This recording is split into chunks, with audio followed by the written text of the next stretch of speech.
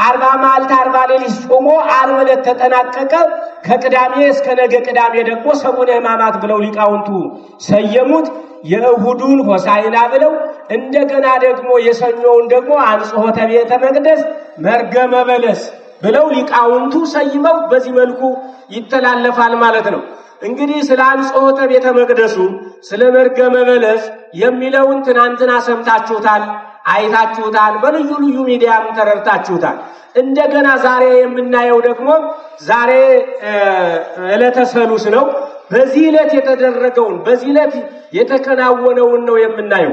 በዚህ ዕለት በዚህ ሰዓት የተከናወነውን ደግሞ ስንመለከት የዛሬው ዕለት ደግሞ የትምህርት ቀን ይባላል፣ የጥያቄ ቀንም ይባላል። ልብ በሉ፣ የጥያቄ ቀን የትምህርት ቀን ነው። እንግዲህ በዚህ በጥያቄው ቀን ስንመለከተው የጥያቄ ቀን እንዴት ሊሆን ተቻለ ሲባል ቅድም እንደነገርኳችሁ ጌታችን መድኃኒታችን ኢየሱስ ክርስቶስን ገና ወደ ቤተ መቅደሱ በአህያዋ ላይ ተጭኖ ሲገባ ነው ጥያቄ ያቀረቡ። ጥያቄያቸውን በጥያቄ ይመልሳል። እንደገና ደግሞ አሁንም ደግሞ ከዚህ ከቤተ መቅደሱ በሚገባበት ጊዜ ያንን ቤተ መቅደሱን ባነጻ ጊዜ ከቤተ መቅደሱ ያለውን ሸቀጡን ባስወጣ ጊዜ ርግቡን ባባረረ ጊዜ ይህንን እንስሳቱን ከዚያ የሚሸጥ የሚለወጠውን ባሳደደ ጊዜ እንደገና ደግሞ ያንን መደርደሪያውን በገለበጠ ወርቁንም በበተነባቸው ጊዜ እነሱ ተናደዱ። እንግዲህ የሚቋቋሙት አይደለም። እስካሁን ድረስ ደካማውን ወይም ሌላውን አላዋቂ የሆነውን ወይም ደግሞ እግዚአብሔርን ፈርቶ እነሱን ያከበረውን ሰው እንደፈለጋቸው ሲያደርጉ ነበረ። አሁን ግን ይህን እንደፈለጋቸው የሚያደርጉት አይደለም የገጠማቸው። እነሱ የሚያዩት በስጋ ሰብ ብቻ ነው። አምላክነቱን አልተረዱትም። እነሱ ሰውነቱን ብቻ ነው። አዎ ሰው ነው፣ ግን አምላክ ነው።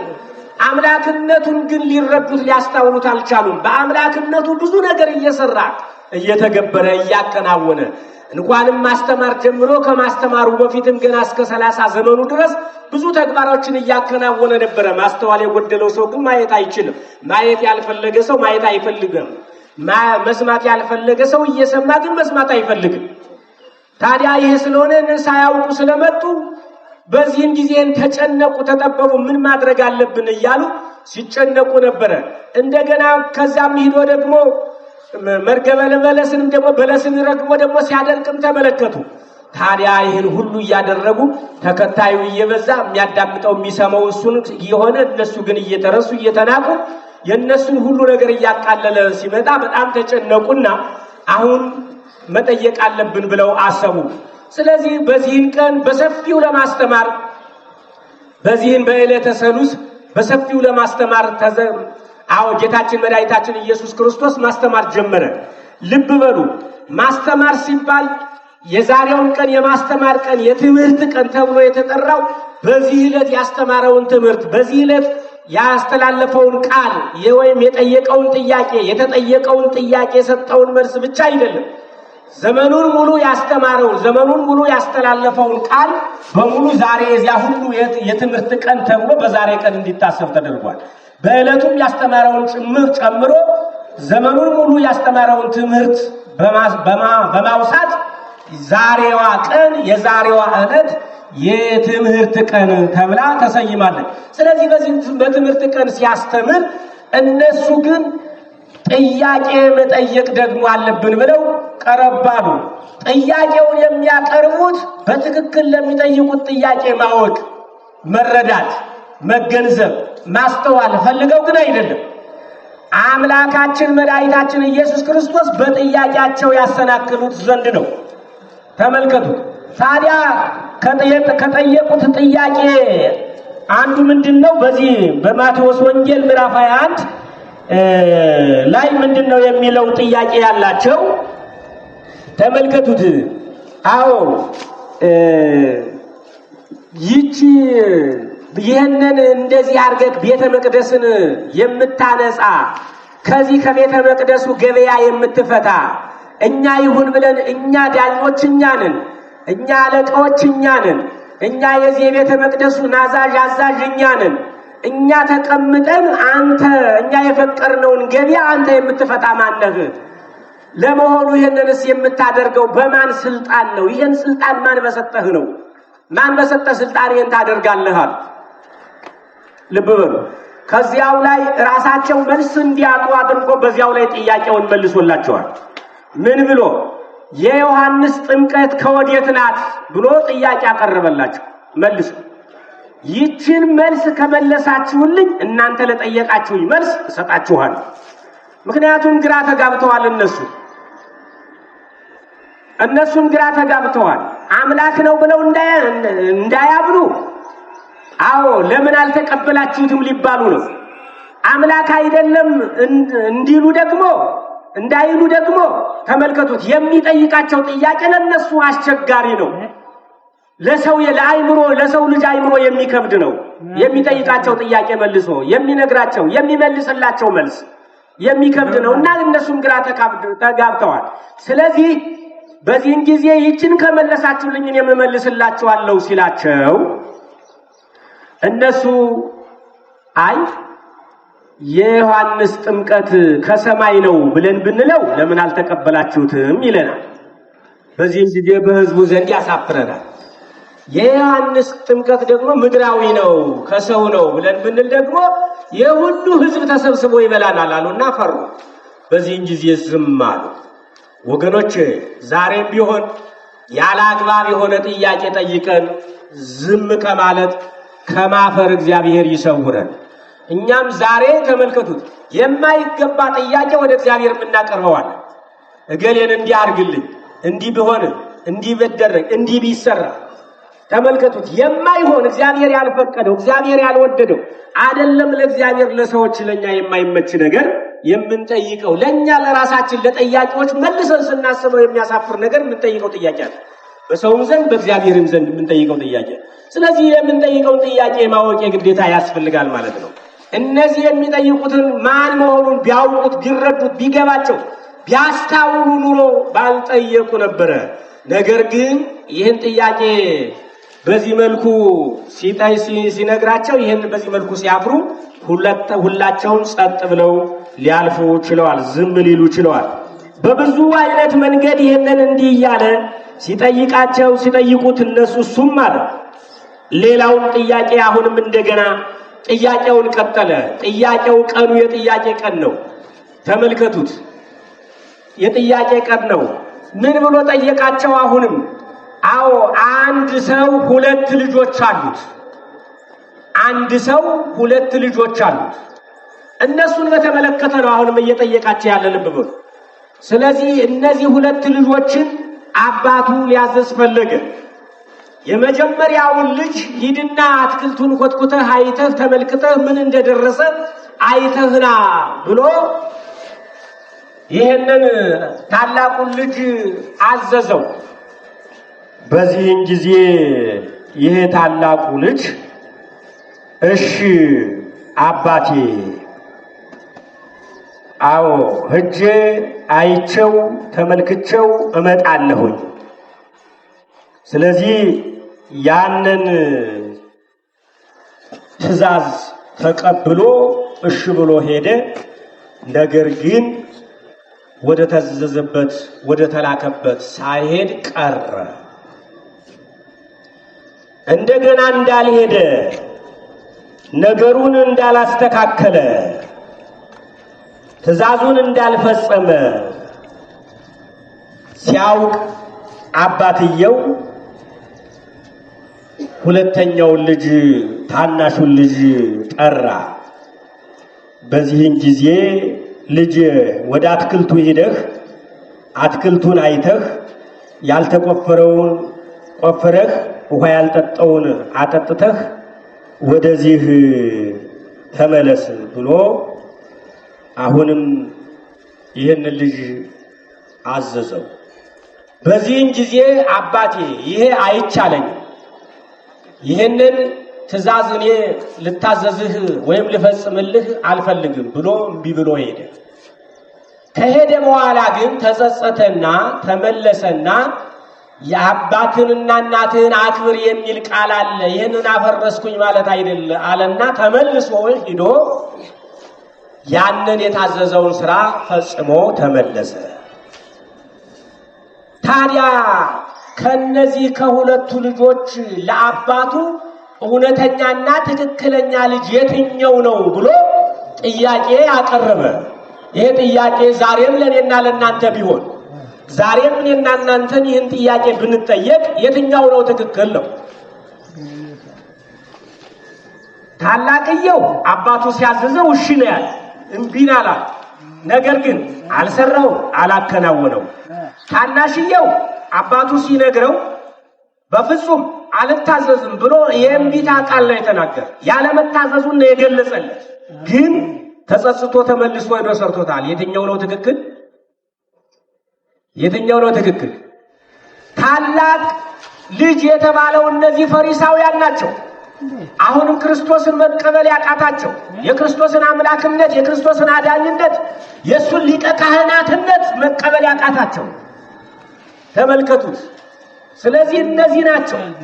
እንደገና ታናሽ ልጅ የተባለው ደግሞ እነዚህ መጸበሃን አይሁድ ወይም ኢአማንያን ያልነበሩ፣ በኃጢአት ውስጥ የነበሩ፣ በበደል ውስጥ የነበሩ፣ በርኩሰት ውስጥ የነበሩ፣ በዝሙት ውስጥ የነበሩ እነዚህ ናቸው።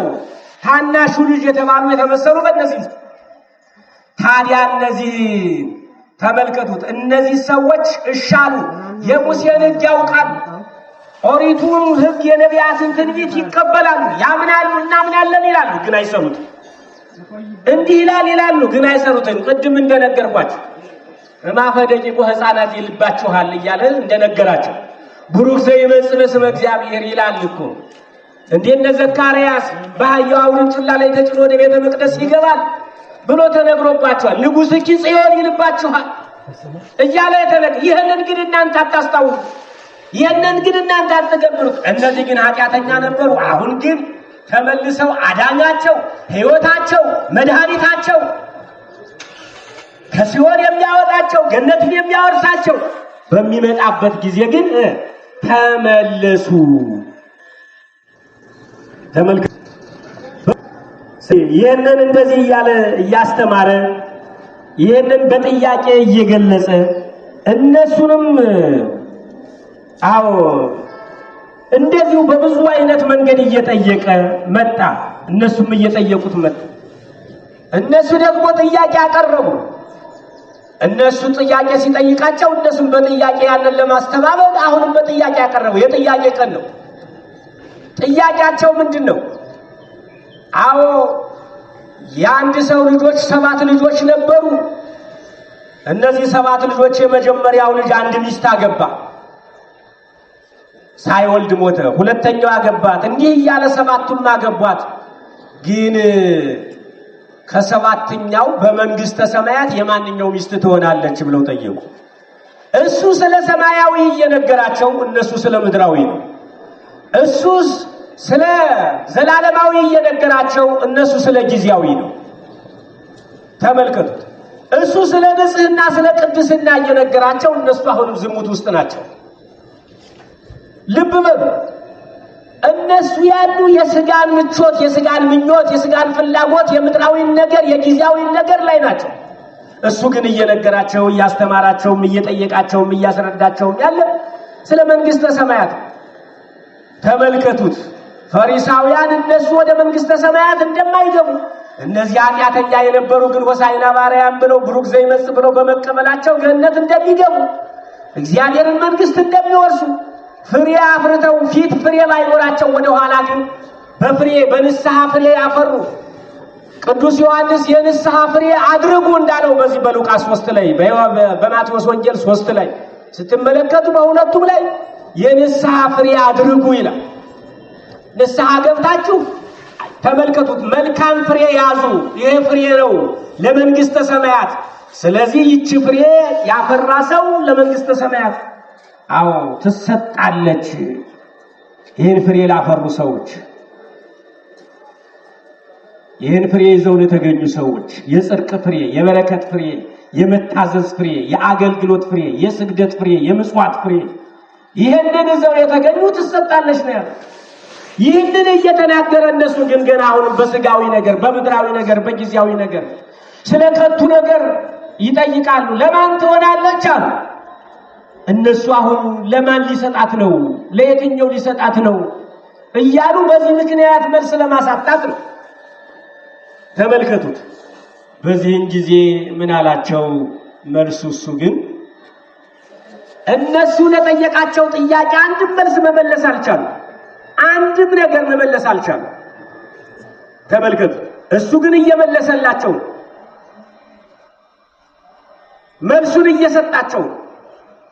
ታዲያ ምን አላቸው? በዚህን ጊዜ ለማን ትሆናለች ሲሉ እናንተ ሞኞች፣ እናንተ ደካማዎች፣ ስለዚህ ስለ ስጋዊ ስለ ምድራዊ ነገር ታያላችሁ፣ ታወራላችሁ፣ ትናገራላችሁ። አዎ በመንግስተ ሰማያትስ ማግባትም መጋባትም የለም። ሁሉም በሰማያት እንደ ቅዱሳን መላእክት ቅዱስ ቅዱስ ቅዱስ እግዚአብሔር እያሉ እያመሰገኑ በምስጋናው ይኖራሉ እንጂ ማግባት መጋባት የለም። እናንተ የአሕዛብን ሐሳብ ታወራላችሁ፣ ስለ አሕዛብ ነገር ትናገራላችሁ እያለ ተመልከቱ። በዚህ ላይ ወቅሷቸዋል። በብዙ አይነት ወቀሳ አለ። ብዙ የወቀሳው ቃል እዚህ ብዙ ላይ ነው። በዛሬው ትምህርት ላይ ያስተማራቸው በብዙ አይነት መንገድ ወቅሷቸዋል። እነሱ ይህንን አሉ፣ እሱ ደግሞ መልሶ ጠየቃቸው። አሁንም ጥያቄያቸውን ቀጠሉ፣ አቀረቡ። ምን ብለው? አሁን ሁሉን ነገር አደረጉ፣ ሁሉን ነገር አወሩ። ሁሉ በሕዝቡ ዘንድ በጠየቁት ጥያቄ አሳፈራቸው። መልስ አጡ፣ ደካማ እንደሆኑ። አሁን ከዚህ በኋላ በሕዝቡ ላይ ያለውን ነገር አክትሟል። ከዚህ በኋላ ያለው የሚያዋጣን ከንጉሱ ከቄሳር ጋር ብናጣላ ነው አሉ። እሱ ነው የሚመቸን፣ እሱ ነው የሚስተካከልልን፣ እሱ ነው እሱን የሚያሳፍርልን ብለው ከቄሳር ጋር ለማጣላት አሁንም ጥያቄ አቀረቡ። ጥያቄያቸው ምን ነው? አዎ ለቄሳር ግብር መስጠት ይገባል ወይስ አይገባም? ልብ በሉ። ለቄሳር ግብር አይገባም ብሎ ቢል ከቄሳር ጋር ለማጣላት ነው። ለቄሳርም ግብር ይገባል ብሎ የእግዚአብሔርን ትቶ ለቄሳር ሰጠ። የእግዚአብሔር ቢሆን ኑሮ ስለ ቄሳር ምን አገባው? ስለ ንጉሱ ምን አገባው? እሱ ሰማያዊ ንጉስ የእግዚአብሔር ልጅ ነኝ እያለ ስለ እግዚአብሔር እንጂ ስለ ንጉሱ ስለ ምድራዊው እኛን ስለ ምድራዊ ነገር ታወራላችሁ ይለናል። እሱም እኮ ስለ ምድራዊ ንጉስ እያለ ነው ብለው በዚህ ምክንያት ለማድረግ ነበረ። ግን እሱ ምን አላቸው? ሐሳባቸውን ሊሉት የፈለጉትን የሚያውቅ ማይምረ ዋት ጌታ ነውና ሰው ቢሆንም አምላክ ነውና ሁሉን ያውቃልና ምን አላቸው? ጽፈቱ ምን ይላል አላቸው። እስቲ አምጡት። ብሩ ምን ይላል? ጽፈቱ ምን ይላል አላቸው። ይኸው ቄሳር ይላል አሉ። ለቄሳር ስጡ። ግልባጩን እስቲ ያሳዩኛል። እግዚአብሔር ይላል አለ። እሱን ለእግዚአብሔር ስጡ አላቸው። በዚህ ምክንያት የቄሳርን ለቄሳር የእግዚአብሔርን ለእግዚአብሔር ስጡ። ለእግዚአብሔር የሚገባውንም አስራት በኩራቱን ከአስር አንዱ ስጡ። ለመንግስቱ ለቄሳር የሚገባውን እንደ ግብሩ መጠን መንግስት የጣለውን ግብር የሰራችሁበትን ግብር አዎ ክፈሉ ብሎ ሁሉንም አስታርቁልን መልስ አሳጣቸው። ይሄ ነው እንግዲህ ብዙ ነው እዚህ ያለው ቃል። ጥያቄው ሰፊ ትምህርት ነው። ከሌሎች ቀኖች የበለጠ ሰፊ ትምህርት የተሰጠበት ቀን ይሄ ቀን። ምክንያቱም አምላካችን መድኃኒታችን ኢየሱስ ክርስቶስ አሁን የማጠቃለያ ጊዜው ወደ መስቀሉ እየተቃረበ የመጣበት ሰዓት ጊዜ ስለሆነ ማለት። ስለዚህ ይሄንን በሰፊው ትምህርት ዋናውን የመጨረሻውን የትምህርት ቀን ያስተማረበት ወይም ሰፊ ትምህርት የሰጠበት ወይም ሰፊ ጥያቄና መልስ የተደረገበት ቀን ስለሆነ ለዚህ ነው ዛሬ የጥያቄና የመልስ ቀን ወይም ደግሞ የመጨረሻው የትምህርት ቀን የጉባኤ ቀን የተባለበት በዚህ ምክንያት ነው። ብዙ አለ እዚህ ላይ እነሱ የተወቀሱበት ብዙ አለ። ስለዚህ ይሄንን በዚህ መልኩ ሊቃውንት እያስማሙ እያስተካከሉ የዛሬውን የትምህርት የጥያቄ ቀን ብለው ነገ ደግሞ ምክረ አይሁድ በቀያፋ ቤት ተሰብስበው የሁሉ ብለው ሲሸነፉ የሁሉ ጥያቄ ጠይቀው ባዶ ሲሆኑ ምንም ማድረግ ባይችሉ መጨረሻቸውን ሁለት ሲገባ ጀምረው የጀመሯትን ምክር የጀመሩትን ጉባኤ በነገው ዕለት በቀያፋ ቤት ያጠናቀቁበት ደግሞ ምክረ አይሁድ ወይም ደግሞ ያቺን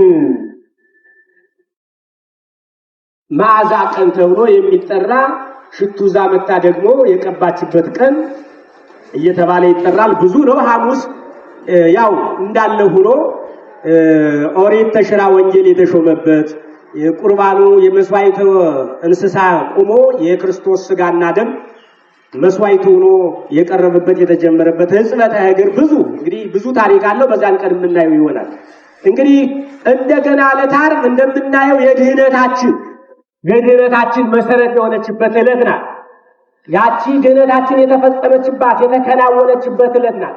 ይቺ ድህነት ግን መቼ ተጀመረች ነው አሁን ማየት ያለብን ይሄንን። ይቺ ድህነት ደግሞ የተጀመረችበት ዕለት ዓርብ የተፈጸመችበት እንጂ የተጀመረችበት ዕለት ደግሞ የዛሬዋ ዕለት ናት። የተጀመረችበት ድህነት የተጀመረባት የሰው ልጅ ድህነት የመጀመሪያ የተወጠነችባት ዕለት ደግሞ ዛሬ ናት። ዛሬ እንዴት ሆነች ሲባል ዛሬ መጋቢት 29 ይህችን መጋቢት 29ን ስንመለከት ስናይ ተመልከቱት። ዓለም ካለመኖር ወደ መኖር የተጀመረባት የተፈጠረችባት የዚህ የመጀመሪያዋ ቀን ይቺ ቀን ናት።